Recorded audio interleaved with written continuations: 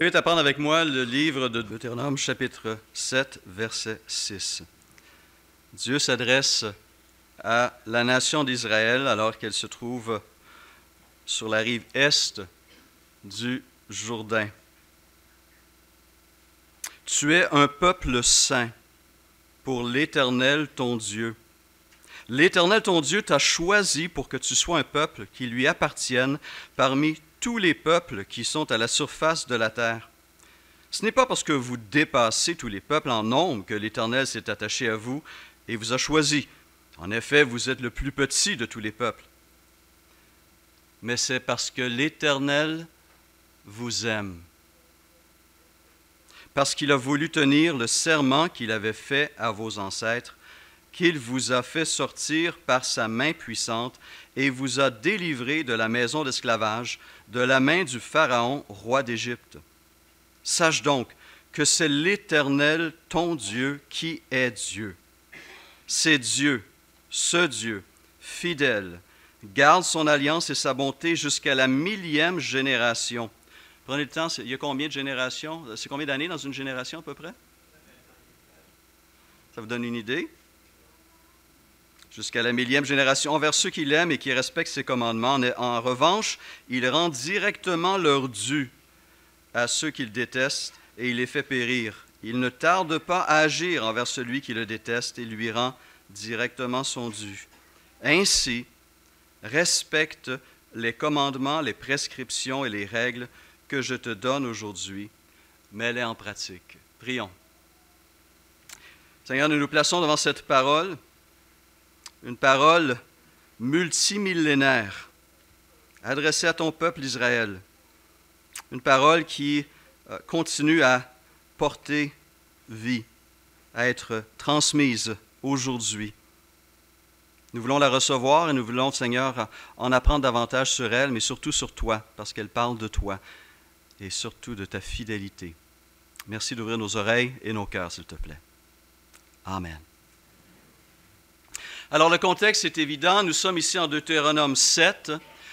Une nouvelle génération a grandi durant ces 40 années d'errance dans le désert. Dieu était intervenu puissamment 40 années plus tôt pour sortir Israël d'Égypte. Après 400 ans d'esclavage, le peuple a crié à Dieu et Dieu est intervenu en lui envoyant un libérateur, Moïse. Mais par incrédulité, ce peuple d'esclaves libérés a refusé d'entrer dans la terre que Dieu avait préparée pour elle et elle était condamnée à errer pendant 40 ans. Et cette génération qui était sortie d'Égypte est progressivement décédée dans le désert. Mais cette nouvelle génération qui l'a succédé avait une vision différente et a répondu à l'appel de Dieu de prendre possession de cette terre promise. Et donc, Israël est vraiment sur les berges de la rivière Jourdain, sur la côte est, la rive est de la rivière. Et de l'autre côté de la rivière se trouve cette terre que Dieu avait promis à leurs ancêtres de posséder. Et c'était à eux, maintenant, de traverser cette rivière et de prendre possession de la promesse. Et Dieu en profite alors qu'ils sont là pour commencer une vie nouvelle, faire face à des défis majeurs. Il prend le temps de leur rappeler comment il a agi dans leur histoire et dans l'histoire de leurs ancêtres. Et il leur dit essentiellement ceci: vous pouvez regarder l'avenir avec confiance parce que je serai avec vous comme j'ai été avec vos ancêtres. Je suis le même Dieu et je suis fidèle à mes promesses. Et alors que nous poursuivons, nous, en tant que communauté, ce pèlerinage ici-bas, alors que nous sommes appelés, nous aussi, à relever des défis pour continuer à accomplir la mission que Christ nous a donnée, l'appel qu'il a placé sur la communauté Renaissance, il est essentiel de garder les yeux fixés devant, mais de ne pas oublier aussi ce qui est derrière, et ceux qui nous ont précédés et qui nous ont permis de nous rendre où nous sommes aujourd'hui. Nous avons aussi une histoire riche Nous sommes une minorité d'églises au Québec qui peut se targuer d'avoir 110 ans d'existence ou plus. Cette histoire est là, cette histoire est riche et il est important de se rappeler les sacrifices qui ont été faits avant nous, se rappeler les efforts incroyables, la détermination de nos ancêtres spirituels qui, malgré une opposition parfois très vive, très réelle, sont restés eux aussi fidèles à l'appel de Dieu.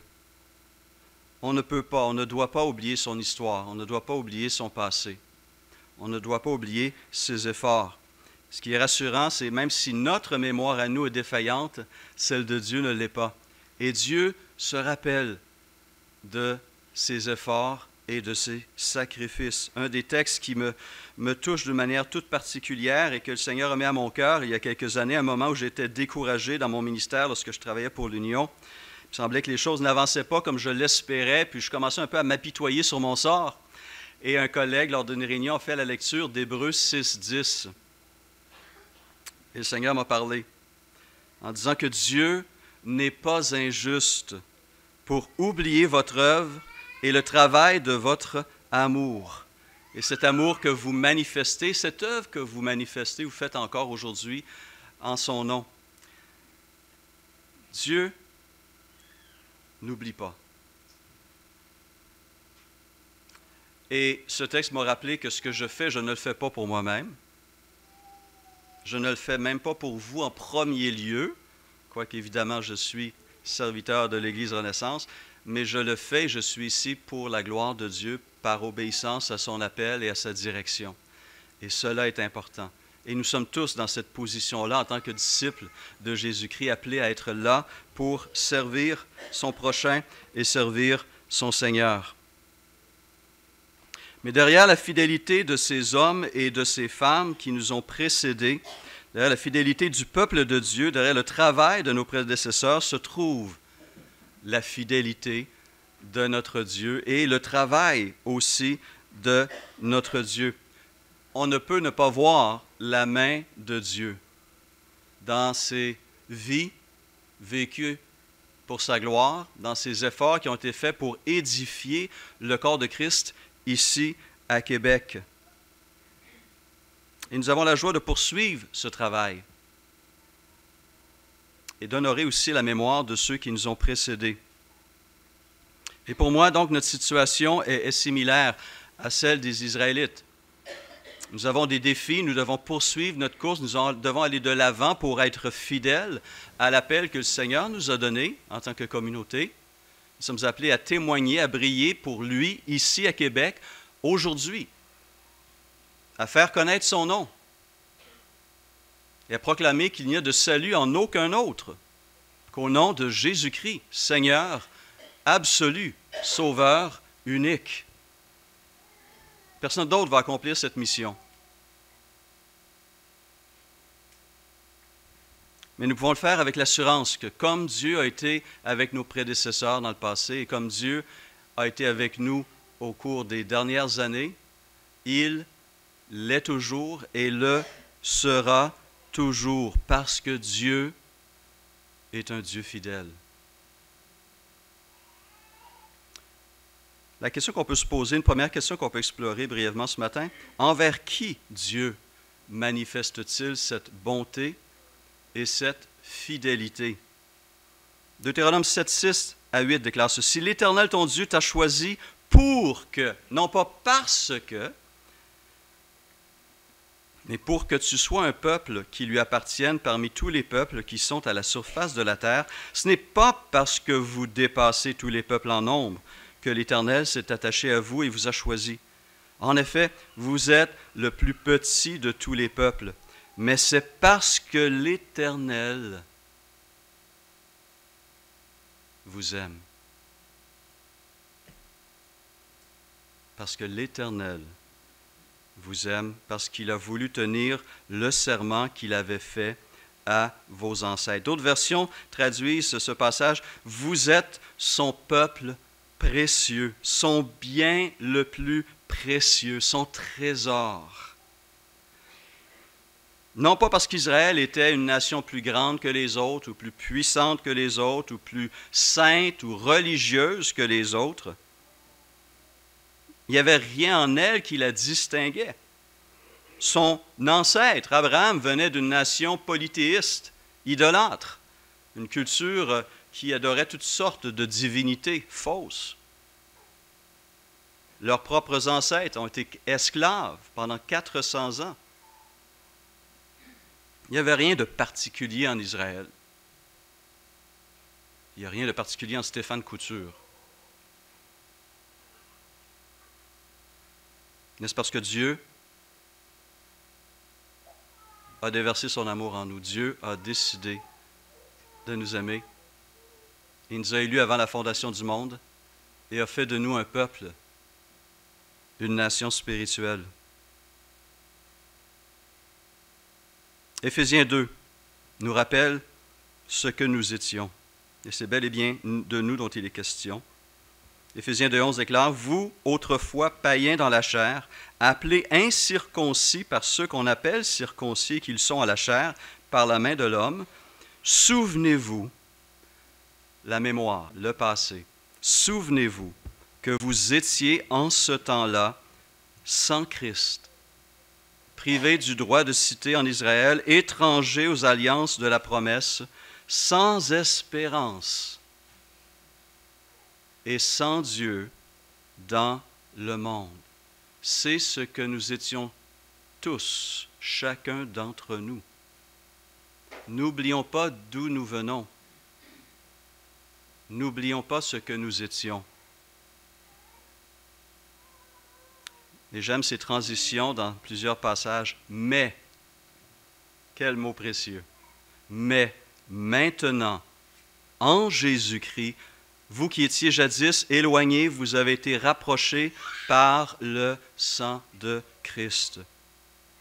Pierre reprendra ces vérités d'une manière similaire. Il dit en 1 Pierre 2,9, vous êtes, l'Église Renaissance est une race élue, un sacerdoce royal, une nation sainte, un peuple acquis.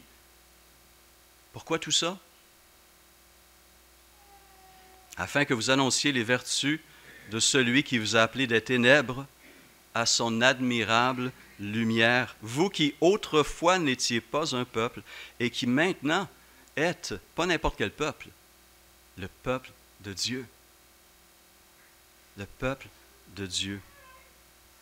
Vous qui n'aviez pas obtenu miséricorde et qui maintenant avez obtenu miséricorde. Nous sommes devenus peuple de Dieu par pure miséricorde, sans aucun, je souligne, aucun mérite de notre part. Alors, la question « Pourquoi moi ?» ne trouve pas de réponse de ce côté-ci du ciel. Il n'y a rien de particulier, je suis désolé de vous le dire, vous n'êtes pas spéciaux en ce sens-là.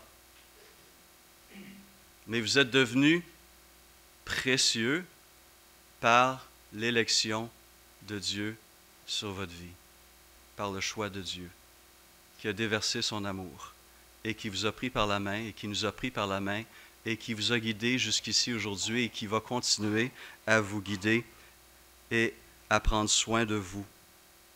Ce que nous étions avant était des rebelles, des pécheurs, des êtres spirituellement morts. Mais Dieu est venu et nous a appelés. Et c'est donc une réalité qui nous remplit de joie, d'amour pour ce Dieu généreux, mais aussi d'humilité et de reconnaissance. Nous sommes saints à cause de notre relation avec Dieu qui a fait de nous ce peuple distinct, précieux et bien-aimé. Et lorsque nous regardons en arrière, nous allons constater cette main de Dieu qui préparait ce moment où nos yeux se sont ouverts, où nos oreilles se sont débloquées, où notre cœur a été transformé. Dieu est fidèle.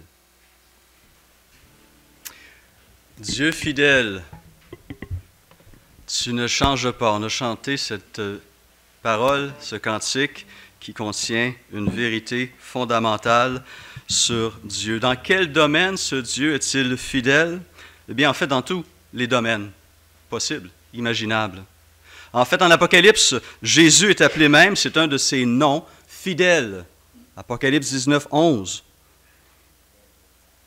Mais Dieu prend la peine, à travers Moïse, dans notre texte de Deutéronome 7, de souligner un certain nombre de domaines particuliers qui nous sont particulièrement précieux. Dieu est fidèle dans son amour. Dans son amour. Deutéronome 7.8 nous dit que Dieu s'est attaché aux Israélites parce qu'il les aimait. C'est parce que l'Éternel vous aime qu'il vous a fait sortir par sa main puissante, vous a délivré de la maison de servitude, de la main de Pharaon, roi d'Égypte. L'amour de Dieu est un amour exprimé et vécu dans le cadre d'un engagement de la part de Dieu envers nous. D'abord et avant tout, c'est à la base de tout. Et cet amour est un engagement éternel et qui ne s'appuie pas sur des émotions, des sentiments, mais sur une volonté arrêtée de toute éternité dans la pensée de notre Dieu et de notre Créateur. Cet amour divin, ajoute Jean, est véritablement parfait en celui qui garde sa parole. Lorsque Dieu aime, pensez à ça un instant, lorsque Dieu aime, il vous aime parfaitement, totalement et éternellement. Je ne comprends pas ça. Dieu nous aime, Dieu vous aime parfaitement, totalement, éternellement. Il n'y a rien que vous allez faire ou dire, ou ne pas dire, que vous devriez faire ou dire, qui va amener Dieu à vous aimer moins ou à vous rejeter. Son amour est assez fort pour surmonter toute faute, tout péché, tout geste de rébellion ou de colère, toute question, toute crise, toute épreuve. Dieu nous aime parfaitement. Et il nous garantit dans sa parole que rien ni personne ne pourra se mettre entre son amour et nous. Rien ni personne, ni dans le passé, ni dans le présent, ni dans le temps à venir et jusque dans l'éternité. Il n'y a rien qui va surprendre Dieu. S'il a su prendre des rebelles, des pécheurs endurcis, des êtres, des cadavres spirituels et insuffler sa vie et son amour et leur donner un avenir et une éternité, encore plus est-il capable de garder ceux qui sont devenus ses enfants bien-aimés. Et nous avons cette promesse qui dit que Dieu ne rejettera pas, Christ ne rejettera pas celui qui vient à lui. Dieu nous a aimés bien longtemps avant qu'on l'aime, bien longtemps avant qu'on en prenne connaissance, alors même que nous étions en pleine rébellion contre lui. À peine mourrait-on pour un juste, écrit Paul à Romains 7, 5, 7. Peut-être accepterait-on de mourir pour quelqu'un de bien, mais voici comment Dieu prouve son amour envers nous, alors que nous étions encore des pécheurs. Christ est mort pour nous. Amen. Puisque nous sommes maintenant considérés comme justes grâce à son sang, nous serons à bien plus forte raison sauvés par lui de la colère à venir. Cet amour est la plus grande source de réconfort, de consolation et d'espérance que nous puissions posséder. Je n'ai pas regardé à moi, je ne dois pas regarder à moi, on ne doit pas regarder à soi-même, mais à garder les yeux fixés sur Christ. Et cet amour, cette fidélité est inébranlable. Lorsque Dieu a envoyé son esprit pour m'ouvrir les yeux et le cœur, il y a de cela maintenant 36 ans. J'ai spirituellement 36 ans.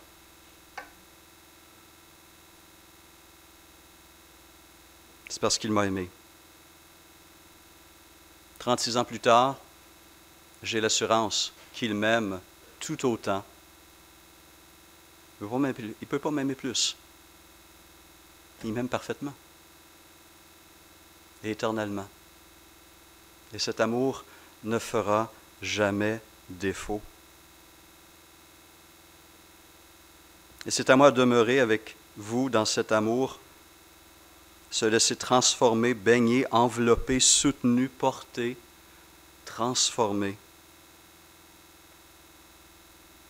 Et quoique je ne sais pas ce que l'avenir nous réserve, les épreuves, les crises, les chutes, nous savons que Christ sera toujours là pour nous relever, nous prendre par la main et nous encourager dans cette marche avec lui.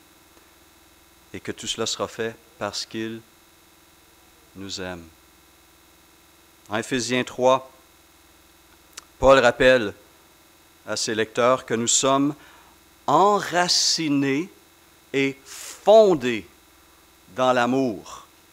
Ce n'est pas quelque chose de superficiel. Les racines sont là, elles sont profondes et il est impossible de les enlever. Et il demande à Dieu, il prie pour que son peuple comprenne avec tous les saints, voici comment il le dit, quelle est la largeur, la longueur, la profondeur, la hauteur et connaître l'amour de Christ qui surpasse toute connaissance. Une drôle de prière. Il prie qu'on comprenne, qu'on connaisse ce qui est au-delà de la connaissance. C'est tellement vaste et grand cet amour que rien ne peut la contenir. Parce qu'elle a la dimension de Dieu, infinie. Et connaître l'amour de Christ qui surpasse toute connaissance afin que nous soyons remplis jusqu'à toute la plénitude de Dieu. Et nous verrons une démonstration, la démonstration la plus claire de cet amour le week-end prochain alors que nous célébrons Pâques ensemble. Un Dieu fidèle en son amour, un Dieu qui est évidemment aussi fidèle à sa parole. Il est fascinant de constater une des manières dont Dieu s'y est pris pour affirmer sa fidélité à sa parole. Dans le livre de Nombres, du livre des Nombres, il utilise un prophète ou un devin mercenaire à la solde du plus payant, du plus offrant, dénommé Balaam. Un devin mercenaire embauché par le roi des Moabites, Balak, qui était embauché pour maudire Israël. Le roi des Moabites craignait de voir ce peuple arriver à la frontière de son territoire et il savait que Balaam était un devin qui avait toute une réputation. Alors, il envoie une délégation pour essayer de l'appeler à venir pour maudire cette nation qui lui faisait si peur. Et Dieu dit à Balaam, tu vas dire les paroles que je vais te donner et aucune autre. Parce que tu ne vas pas là pour maudire, tu vas aller là pour bénir parce que j'ai décidé de bénir Israël. Et Balaam se rend là et au grand désarroi, la plus grande frustration du roi Balak, au lieu de maudire, il bénit Israël. Et devant un roi abasourdi par la tournure des événements, Dieu se révèle à ce roi en ces mots et à travers ce devin Balaam. Dieu n'est pas un homme pour mentir. Ça en dit beaucoup sur l'homme, hein? Dieu n'est pas un homme pour mentir, ni fils d'un homme pour se repentir. Ce qu'il a dit, ne le fera-t-il pas? Ce qu'il a déclaré, ne l'exécutera-t-il pas? Dieu avait promis de bénir, et l'histoire nous montre que Dieu a bel et bien béni. 40 ans plus tard, cette nouvelle génération d'Israélites se trouve à la frontière de la terre promise et peut à nouveau s'appuyer sur les promesses de Dieu. Deutéronome 7, versets 7 et 8, « Ce n'est pas parce que vous dépassez tous les peuples en nombre que l'Éternel s'est attaché à vous et vous a choisi. En effet, vous êtes le plus petit de tous les peuples. Mais c'est parce que l'Éternel vous aime et, ajoute-t-il, parce qu'il a voulu tenir le serment qu'il avait fait à vos ancêtres. » Et si on prend le temps de sonder ces Écritures, elles sont riches en promesses pour nous ici ce matin, en promesses pour nos enfants, nos petits-enfants et encore ceux qui vont nous suivre jusqu'au retour de Christ. Promesses de sa présence constante à nos côtés. Les toutes dernières paroles inspirées dans l'Évangile de Matthieu. « Et voici, je suis avec vous tous les jours jusqu'à la fin du monde. » On peut avoir le sentiment d'être seul, mais nous pouvons avoir par cette promesse l'assurance que nous ne le sommes jamais. Promesse que Dieu ne va pas nous éprouver au-delà de nos forces. 1 Corinthiens 10, 13, « Aucune tentation ne vous est survenue qui n'ait été humaine, et Dieu, qui est fidèle, ne permettra pas que vous soyez tentés au-delà de vos forces, mais avec la tentation, il préparera aussi moyen d'en sortir afin que vous puissiez la supporter. » Dieu nous connaît, il sait que nous sommes poussière et il dose à la mesure de ce que nous sommes capables de prendre avec lui. Dieu est fidèle dans sa promesse de toujours pardonner le pécheur repentant. Si nous reconnaissons nos péchés, déclare 1 Jean 1,9, il est fidèle et juste pour nous les pardonner et pour nous purifier de tout, souligner tout, mal. Dieu est fidèle.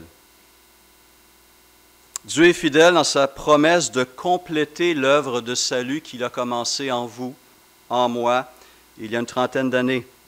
1 Corinthiens 1, 7 à 9. « Il ne vous manque aucun don, dit Paul aux Corinthiens, à vous qui attendez le moment où notre Seigneur Jésus-Christ apparaîtra. C'est lui aussi qui vous affermira jusqu'à la fin pour que vous soyez irréprochables le jour de notre Seigneur Jésus-Christ.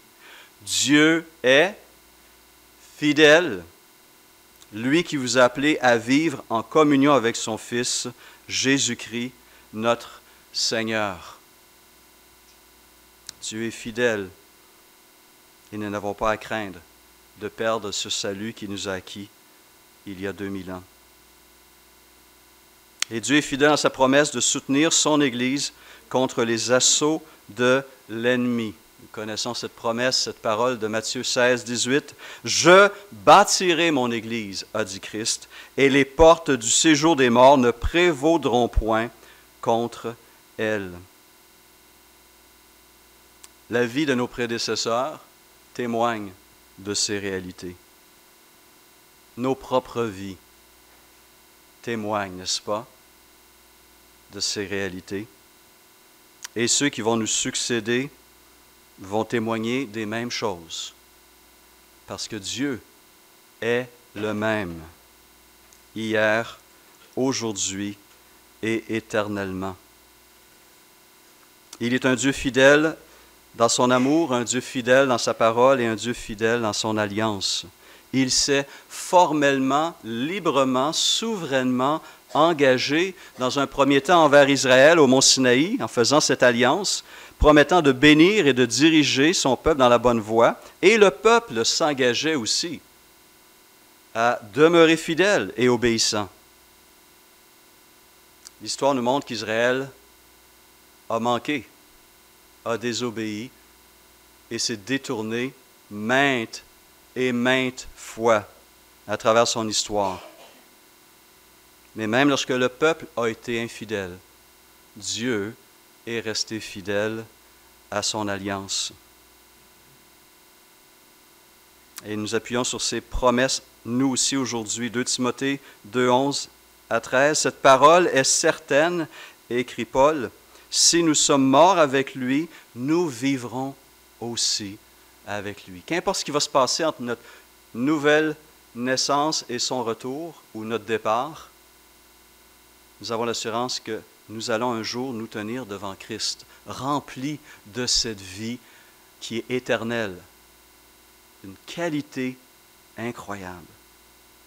Si nous persévérons, nous régnerons aussi avec lui. Si nous le renions, lui aussi nous reniera. Si nous sommes infidèles, il demeure fidèle, car il ne peut se renier lui-même. Jésus-Christ est le même hier, aujourd'hui et éternellement. Comment doit-on réagir devant un tel Dieu? Quelle doit être la réponse de son peuple? C'est ce que nous verrons dans quelques instants.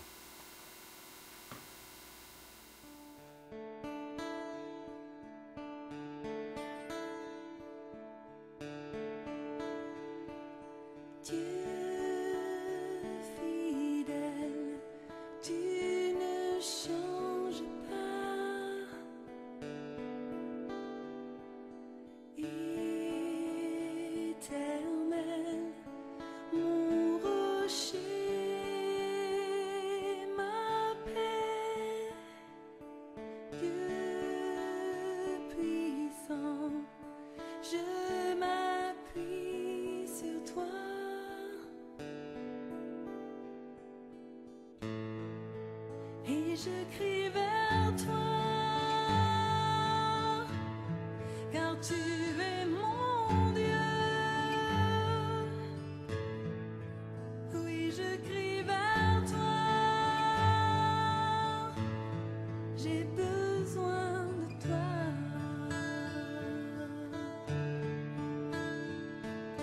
Dieu.